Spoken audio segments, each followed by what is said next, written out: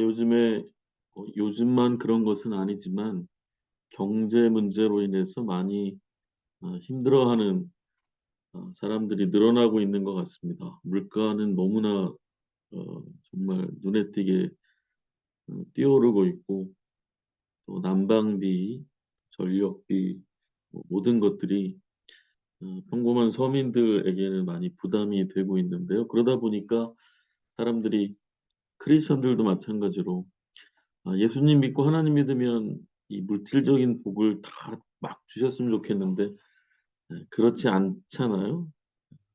그것은 아마 그것이 물질적으로 무조건적인 부자가 되는 것이 하나님 보시기에 이렇게 좋지만은 않기 때문이라고 생각하고 또 이제 경험적으로나 주변의 상황들을 봤을 때 맞다고 봅니다.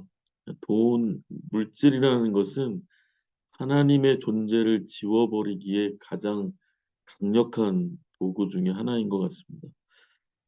그러다 보니까 이 많은 사람들이 주식이라든가 부동산 이런 부분에 대해서 고민들 하고 계시고 특히 성도들도 과연 이런 것들을 우리가 어떻게 접근해야 하는지 고민하고 있는 부분들이 있는 것 같습니다. 제가 전에 한번 블로그와 페이스북에 한번 올렸던 내용들인데 혹시라도 몇 분에게 도움이 될 수 있다면 하는 마음에 한번 가져와 봤습니다.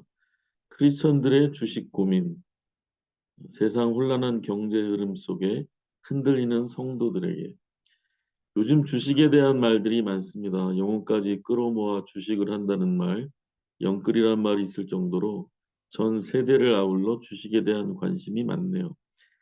2021년 트렌드 용어 중에 자본주의 키즈라는 말이 있다고 합니다. 심지어 이젠 아이들에게도 생일 선물로 주식 계좌를 만들어 줄 정도로 어릴 때부터 부모들에게 영향받은 경제 관념이 있는 아이들이라는 의미라고 합니다.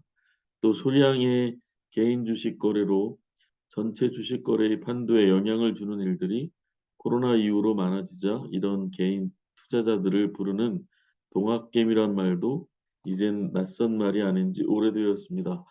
물론 이러한 현상은 우리나라에만 있는 것은 아니고 해외에서도 코로나19 이후 적극적으로 주식 매수에 나서는 개인 투자자를 미국에서는 로빈훗, 일본에서는 닌자 개미라고 부르고 있다고 합니다.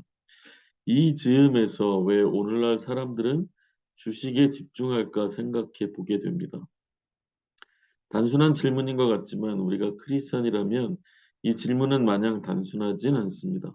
우리의 삶의 안정감이 어디에 기반하는가라는 질문과 관련되기 때문입니다. 그리스도인이 주식을 해도 되는가 안 되는가에 관한 기본적인 질문부터 시작해서 어떤 방식으로 어떻게라는 질문에 이르기까지 세상 속에 하나님 나라를 살아가는 성도들에겐 무엇인가 다른 양식의 이해와 행동이 있어야 할 필요가 있기 때문이겠죠. 오늘날 이 질문은 매우 중요한 삶의 변화와 가치의 변화에 따른 기독교 세계관적 이해가 필요한 영역이 되었습니다. 자본에 대한 인식이 점차 변화되면서 그동안 주거, 음식, 의류를 인간의 3대 핵심 경제 가치라고 하던 것이 이젠 음식, 주거, 금융으로 바뀌어져 부른다고 할 정도로 금융이란 것은 삶 깊이로 자리하기 시작했기 때문입니다. 전통적이고 보수적인 기독교 가치로는 그동안 주식을 부정적으로 생각한 의견이 많았습니다. 어떠한 성경적 부분들을 인용해서 주식이 불로소득이라고 단정했기 때문입니다. 하지만 이것은 잘못된 이해입니다. 실제로 금융업계에 종사하는 사람들이 말하는 일의 강도와 스트레스는 어떤 다른 일과 비교해도 절대 낮거나 적거나 하지 않습니다. 또한 만일 노동을 할 수 없는 장애인이나 노년층의 입장으로 접근한다면 그 또한 단순하게 단정 지을 수 없는 성격의 경제 활동이 될 수 있습니다. 그리고 무엇보다 주식은 자본주의 시스템의 합법적이고 기본적으로 형성된 경제 활동의 한 영역입니다. 주식의 정의에 대해서는 굳이 여기서 다루지 않겠습니다. 필요하다면 인터넷에서 주식의 정의에 대해 검색하면 충분한 자료가 있습니다. 내가 한 사람의 기독교적 현대인과 목사로서 관심을 가지게 된 것은 그렇다면 과연 크리스찬은 어떻게 주식에 대해 이해하고 접근해야 하는가에 관한 것입니다. 먼저 주식은 합법적인 경제활동이고 잘못된 형태의 일이 아니기에 크리스천이라고 해서 주식을 하지 말아야 할 이유는 없다는 것이 첫 번째 입장입니다. 크리스찬도 저축을 하고 월급 받는 일을 하며 부동산에 관여되어 있는 등의 경제 활동을 이미 하고 있는 것과 전혀 다르지 않은 관점에서 주식은 별다른 성격의 괴물이 아닙니다. 하지만 여기서 중요한 다른 한 가지 이해가 필요합니다. 말 그대로 주식은 합법적이고 건전한 투자며 정상적인 경제적인 활동이지만 자칫 오해하거나 잘못 접근하면 사행성 성격의 도박이나 노름이 될 수도 있는 위험 요소가 크다는 것입니다. 말 그대로 투자여야지 투기가 되어서는 안 됩니다. 단기 차익만을 노린 투자를 빙자한 도박성의 투기나 짧은 시간 치고 빠지기라는 방법의 단타라 불리는 호텔 카지노의 주사위 놀이 같은 일확천금을 기대하는 식의 주식의 이해는 비로소 성경에서 금지하는 불로소득의 영적 범죄 혹은 불성실한 삶의 형태의 결과를 가져오게 됩니다. 주식은 진지한 노력이 필요한 작업이라고 전문가들은 권면합니다. 경제활동이나 주식의 성향에 대한 깊은 공부가 필요하다고 합니다. 단순한 군중 심리나 사행성 바람에 휩쓸려 소중한 재정들을 쓰게 된다면 모든 것의 주인 되시는 하나님께서 우리의 정직이적 태도에 대해 의문을 가지게 될 것입니다. 비록 그 투기가 많은 이익을 가져온다고 해도 주님은 기뻐하지 않으실 것입니다. 자본주의를 살아가는 그리스도인에게 주식뿐 아니라 경제생활 전체 영역에서 바른 기독교적 세계관이 필요합니다. 주식뿐 아니라 요즘 다시 이슈가 되는 가상화폐도 같은 관점으로 접근할 수 있습니다. 성도는 세대에 휩쓸리는 사람들이 아니라 세상을 리드하고 변화시키는 사람들입니다. 오히려 우리는 바른 투자의 문화를 선도하고 바른 기업 정신을 가진 기업을 지원할 수 있습니다. 청지기의 역할을 잘할 때 주인은 더 많은 것을 맡기실 것입니다. 주식은 선악의 문제가 아니라 선택의 문제입니다. 무엇보다 주식을 하고자 한다면 기업을 선택할 때의 그 기준이 바르게 되어 있는지 고민해야 합니다. 우리는 올바른 투자를 할 수 있는 신앙적 판단력을 준비해야 합니다. 예를 들어 크리스찬인 우리가 노동자에 대한 인권이나 환경 문제 등에 관심이 없고 오히려 그것을 훼손하고 이익만을 위해 도덕적 양심을 버리는 기업들에 투자를 한다면 우리의 기독교적 제자도는 문제가 있다고 볼 수 있습니다. 오히려 우리는 이런 기업들의 주식은커녕 판매에도 보이콧함으로 기업의 잘못을 인식시킬 수 있어야 합니다.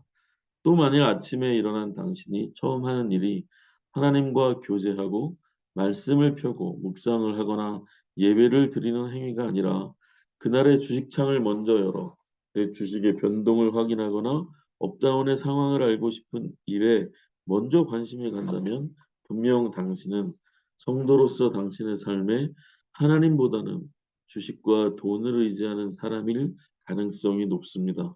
물론 절대 아니라고 심지어 말할 수도 있습니다. 그 새벽 당마당의 베드로처럼 말이죠. 누구보다 당신이 분명하게 알고 있습니다. 나의 삶의 안정감을 어디에 두고 있는지 말입니다. 그리스도인은 먼저 영원한 하나님께 나의 삶을 투자할 수 있는 사람이어야 합니다.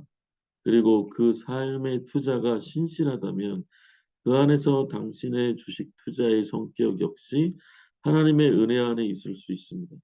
신실한 기독교 철학을 가진 기업이나 건전하고 바람직한 기업 경영을 하는 기업에 장기간 투자할 수 있는 주식에 바른 이해가 먼저 필요합니다. 분명하게 투기가 아닌 말 그대로의 그 회사를 지원하고 밀어줌으로써 적당한 이익을 발할 수 있는 투자여야 합니다. 많은 사람들, 특히 젊은이들이 오늘날의 상황에 대해 좌절하고 불안해합니다. 나 역시 오늘을 살아가는 사람으로서 깊이 동감하고 아프며 이해하고 있습니다. 하지만 그렇다고 해서 진정한 안정감과 삶의 기반이 될 수 없는 것들에 삶을 투자라고 말할 수는 없습니다. 오늘 우리가 직면한 경제 문제들은 주식으로 회피할 수 있는 성격의 것이 아닙니다. 경제 불평등, 노동의 기회 문제, 양극화 등은 다른 각도에서 함께 싸우고 풀어 나가야 하는 것이지, 주식은 오히려 그 문제를 묵인해 버리는 회피와 묵인의 과정이 될 뿐입니다. 어느 찬양의 가사말에도 있듯이 세상 흔들리고 사람들은 변하여도 나는 주를 섬기리라는 고백은 이렇게 혼란하고 힘든 세상에 더욱 분명하게 적용되는 소중한 믿음이며 진정한 안정감입니다. 이러한 관점에서 볼 때 어린이들에게 주식 통장을 만들어주는 것을 나쁘다고 할 수는 없습니다만, 그 아이들에게 평생 주식과 돈을 의지해서 사는 법을 가르치든지 아니면 하나님을 의지하고 사는 법을 가르쳐야 하는지, 어떤 것이 더 우선이고 중요한 것인지는 생각해 봐야 합니다. 성도들에게 있어서 무엇이 우선이겠습니까? 우리 삶의 산성과 반석이 되시는 하나님을 알아가는 지식이 애플 회사의 주식 몇 개 들어있는 통장만큼도 그 아이의 인생에 못한 것입니까? 전도서는 삶은 바람과 같아서 진정한 안정감이란 없고 오직 하나님만이 우리 삶의 진정한 가치이며 하나님을 경외하는 것이 가장 바람직한 삶의 태도라고 말씀하십니다. 무엇보다 먼저 우리가 하나님께 우리의 삶을 투자하는 것을 배우고 또 그것을 자녀들에게 가르칠 수 있다면 하루에도 수십 번씩 파란색, 빨간색으로 흔들리는 주식 그래프와 같은 이 세상의 혼란한 혼란함으로부터 우리는 우리의 영혼과 자녀들의 영혼을 구할 수 있습니다. 바른 기독교적 제자도를 훈련하는 것, 그것이 삶의 우선이라고 믿습니다. 우리와 하나님의 관계가 바르게 세워질 때 주식이나 무엇이든지 그 결과와 열매로 따라오는 삶의 작은 선택들일 뿐입니다. 먼저 그의 나라와 그 의를 구하는 삶에 자신의 삶 전체를 투자하는 법을 배우기 바랍니다. 그렇다면 그 이후에 다른 어떤 투자들은 큰 문제가 되지 않습니다.